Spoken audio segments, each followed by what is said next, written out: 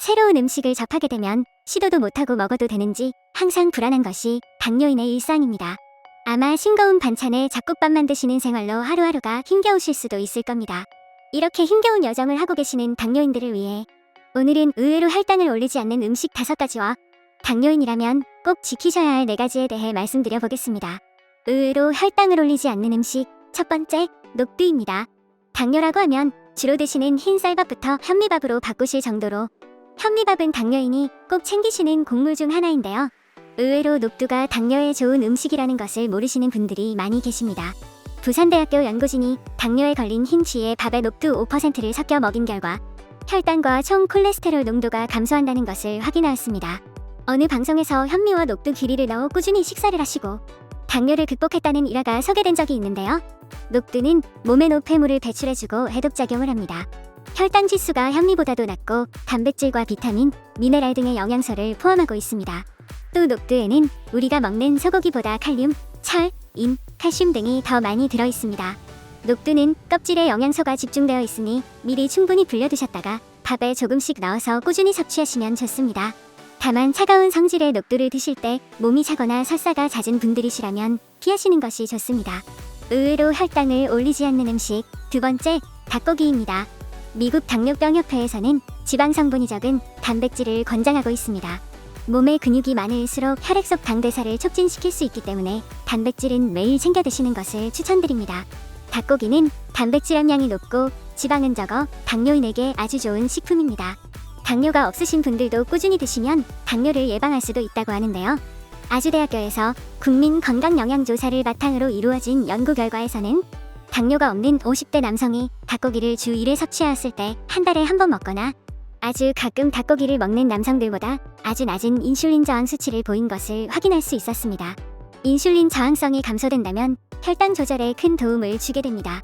많은 단백질 식품 중에서 닭고기를 추천드리는 이유는 닭고기에 들어있는 아르기닌 성분 때문입니다. 아르기닌은 식후 혈당이 오르는 것을 막아줍니다. 특히 닭가슴살에 아르기닌이 많이 들어있으니 참고하시면 좋겠습니다. 닭고기는 조리 방법에 따라서 기름에 조리할 경우 활성산소가 만들어지기 때문에 굽거나 튀기는 대신 물에 삶거나 쪄서 드시는 것이 좋은데요.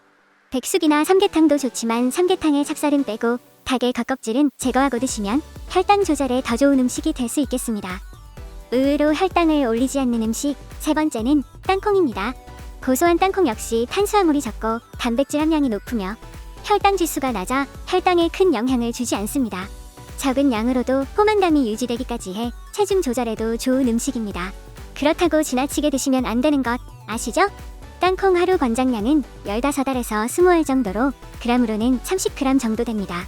땅콩의 풍부한 마그네슘이 인슐린 저항성을 줄여주고 혈당을 낮춰줍니다. 게다가 좋은 지방이 풍부해 심장 건강에도 도움을 준다고 합니다. 땅콩에는 아미노산 L아르기닌이라는 성분이 있는데 이 성분이 콜레스테롤 수치를 조절해주고 혈관 기능에 도움을 줍니다. 다만 땅콩을 드신다면 신선히 보관하셔서 변질 없이 드셔야 합니다. 구운 땅콩이 변질되면 생길 수 있는 곰팡이균에서 간암을 일으키는 성분이 발견되었으니까요. 땅콩을 보관하실 때는 겉껍질까지 잘 말려서 서늘한 곳에 두시거나 겉껍질을 제거하고密폐용기에 담아 냉동 보관하시면서 조금씩 꺼내 드시는 것이 가장 좋은 방법일 수 있겠습니다. 또 단맛이나 짠맛이 첨가되어 있지 않은 자연 그대로의 땅콩을 드시는 것이 좋겠습니다. 의외로 혈당을 올리지 않는 음식 네 번째는 딸기와 같은 베리류입니다. 당뇨를 가지고 계신 분들은 혈당 지수가 낮은 음식들을 과식하지 않고 조금씩 자주 드시는 것이 좋은 방법인데요. 혈당 지수가 낮은 음식이라도 과식을 하게 되면 혈당이 많이 오르게 됩니다. 혈당 지수가 55 이하면 혈당 지수가 낮은 음식이라고 말하는데 딸기는 혈당 지수가 41로 낮은 편에 속하고 대한당뇨병협회에서는 하루 7개를 적정한 양이라고 말합니다. 과일이 당이 높으니 무조건 안 드시기보다는 혈당 지수가 낮은 과일에 있는 식이섬유, 항산화 성분, 비타민, 무기질 등을 충분히 섭취하시는 것도 당뇨관리법의 하나라는 점을 기억하시기 바랍니다.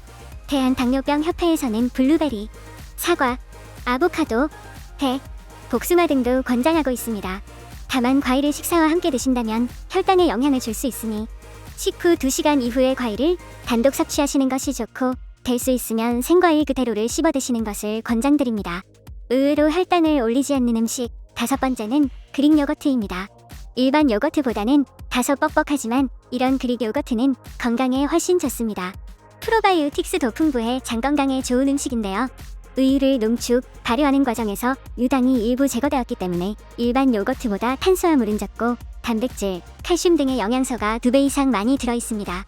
그릭 요거트를 꾸준히 드시면 장내 환경이 좋아지니 배변이나 건강면에서도 좋은 음식입니다.